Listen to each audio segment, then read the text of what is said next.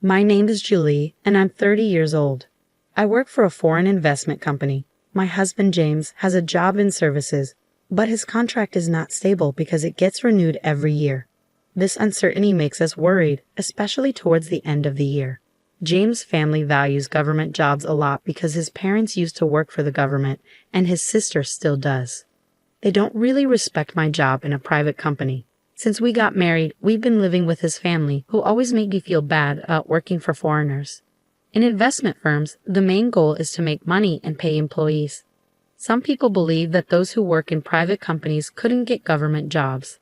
And if you work for a foreign company, it's because you couldn't find a job in a local company. James grew up thinking this way because of his family. So even though his job isn't permanent, he sticks to it because it gives him a certain status and salary. Once, I asked James, who was feeling anxious about his job, if it's safer to have a permanent job in a regular company than being a temporary worker in a government job, especially towards the end of the fiscal year. He quickly replied, "If I'm not a civil servant, it's better not to work at all." It seems like my husband hasn't told his parents that he's working as a temporary government employee, so he keeps asking me to keep it a secret. Also, because of his British nature, he boasts about getting promoted. It's a lie I don't understand, but he wants to keep up appearances to his parents and sister.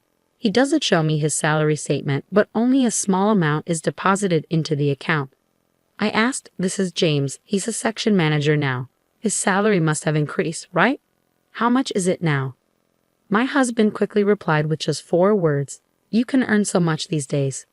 I know I earn a good amount, but I'm not sure how it compares to what a section chief civil servant makes. I work as a bond trader, and most of my salary comes from commissions. Lately, I've been making consistent profits, so compared to other employees in regular companies, I earn quite a bit. When my husband mentioned the amount of money, my mother-in-law looked impressed, but she couldn't compare it to what people earned in her time. "But it seems James is doing well," she said proudly. His sister, who works at the city office, overheard our conversation. If he worked at the city office, he might be at the level of a division head. "Government jobs do pay well, don't they?" she commented. Seeing everyone's reactions, my husband looked even more uneasy. He seemed to regret bringing up my salary and swiftly changed the subject. "Let's not talk about salaries anymore. By the way, someone from the housing company visited recently. Are we considering renovations for this house?" He changed the topic. A sales rep from a housing company had indeed paid us a visit. Sensing my husband's train of thought, I decided to go along with the topic of home renovations. As for remodeling the kitchen, we were. But my mother-in-law cut me off abruptly, shouting, "Stay out of family matters. You're just a daughter-in-law. Keep quiet and do as you're told." She glared at me with a scared look.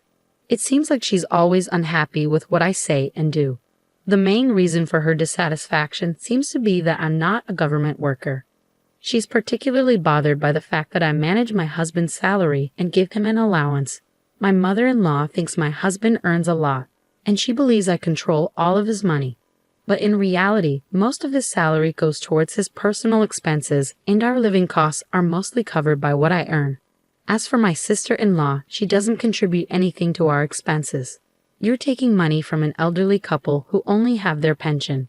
James earns a lot, so you're not struggling, right? She says, without any intention of helping out. Living in my husband's family home means we don't have to worry about paying rent, and we can manage with just my salary. But the atmosphere at home is undeniably tense.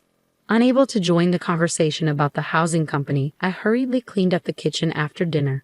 Neither my mother-in-law nor sister-in-law offered to help with the housework.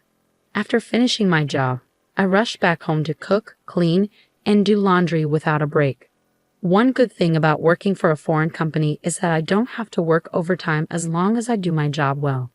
Being able to leave work on time is a relief.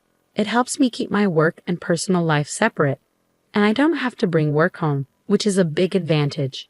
On his days off, my husband works on his computer at home. I worry if it's okay for him to bring work home and do it there.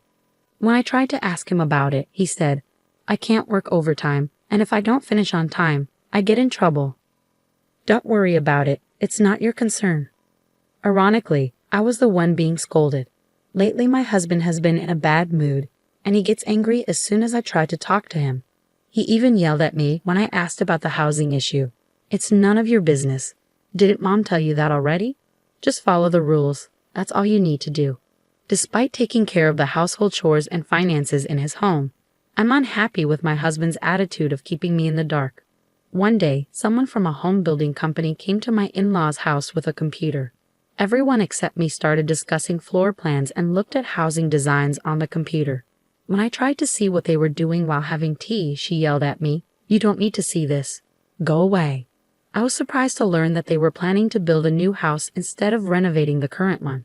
My father-in-law had mentioned expanding the house because it was getting cramped. It seems that's what they're actually planning. My in-laws, who retired from their government jobs, have a lump sum of retirement money. I guess they intend to use that money to build a new house. And since I moved in, they've been living on their pension without paying any living expenses, so they should have plenty of money. I decided to distance myself from the situation. What worries me is whether my sister-in-law plans to live in the new house too. She's 28 years old and could get married, but there's been no talk of that, so I assume she'll be living in the new house.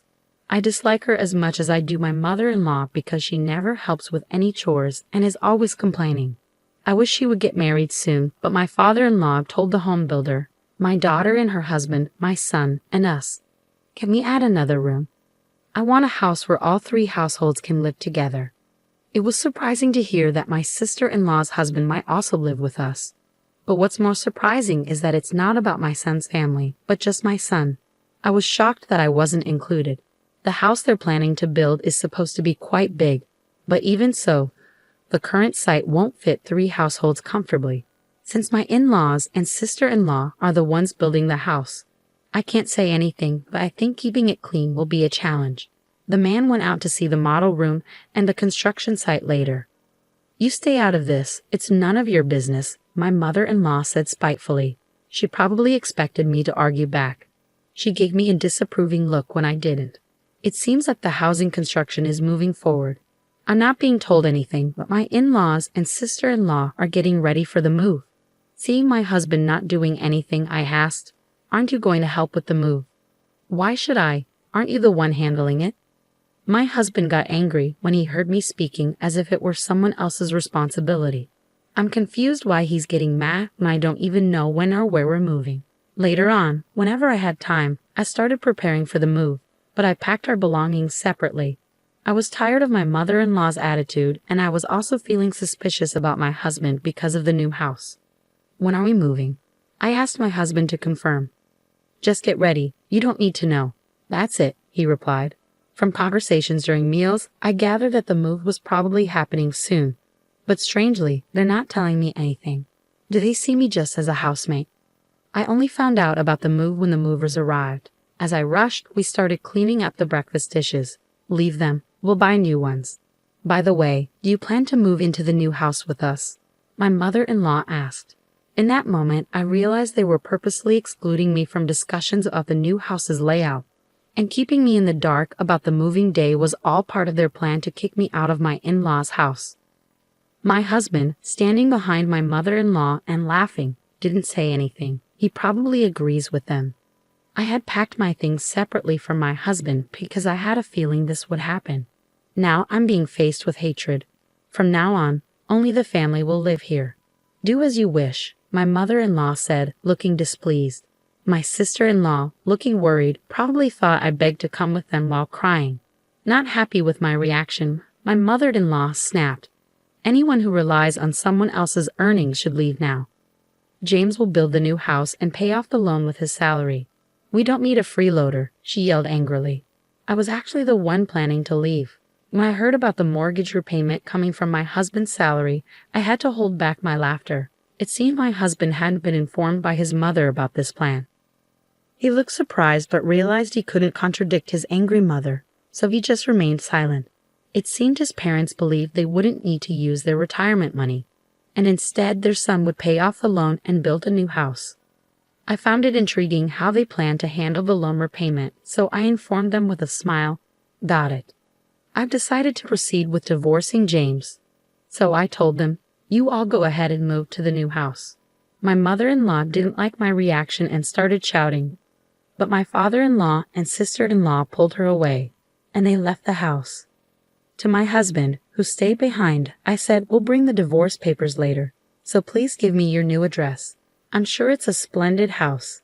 Since I haven't been informed at all, I'd like to see it." Reluctantly, my husband gave me the address. Since I didn't have many belongings, a friend helped me move them. Then, I changed all the public utility bills for my in-laws' house to my husband's name. I went back to my parents' house for the time being, and once I was settled, I went to the address my husband gave me to get his signature on the divorce papers. The new house where my husband and his family moved was indeed impressive. It was a grand 3-family home. As soon as my mother-in-law spotted me, she hurried over and yelled, "What are you doing here?" Ignoring her outburst, I asked my husband to sign the divorce papers. My mother-in-law then turned to him and said, "Useless wife. It's because she's not a government worker. Hurry up and say it." With a sarcastic tone, I turned to my mother-in-law and remarked, "What a splendid house. Are you sure you can afford it with James' salary?" My mother-in-law's face turned red with anger. "You're the outsider now, so don't concern yourself with us. Take the divorce papers and leave," she snapped. I wanted to savor the sight of my husband's pale face a little longer, but I grabbed the divorce papers and left immediately, keeping an eye on my furious mother-in-law. I went straight to the town hall to submit the papers and decided to start looking for a new place for myself. Feeling worn out from married life after that ordeal, I opted to live alone in a small apartment for a while. I found a property near my workplace that suited my needs, so I moved in right away and started afresh. Life became so much more comfortable without roommates boasting about being government workers or leaving all the chores to me. Just as I was starting to put my husband out of my mind, I suddenly received a call from an unfamiliar number. "I can't pay the loan, Julie. Will you come back to me?" "I'm calling from a friend's phone. I can't afford to pay the mortgage, electricity, water bills, or even my phone bill," my ex-husband said, his voice breaking with tears. I assumed he could ask his family for help, so I suggested, "Your sister has a stable job, and your parents are retired with pensions. They should have some savings, right?" When I dismissed his plea, my husband reluctantly confessed, "Actually, they don't have any savings left. My sister has debts and no extra money." Listening to my husband, it became clear that their retirement savings were nearly wiped out due to investment fraud, and his sister, who lived with their parents, had racked up significant debt by overspending on credit. This proud family of civil servants had nothing to hide. While I was living with them, they might have been able to keep it under wraps. But now that they've moved to a new house, they seem to be struggling to manage their lives and reach out to me out of desperation. However, I had no intention of reuniting with them. I declined their plea and ended the call. After that, the phone rang numerous times, but I continued to ignore it until the calls eventually ceased. Later, when I visited their new house, I noticed a for sale sign. There happened to be someone from the housing company there, so I couldn't resist asking about the in-law family. It turns out they sold the house immediately after it was built, but they still had a remaining loan.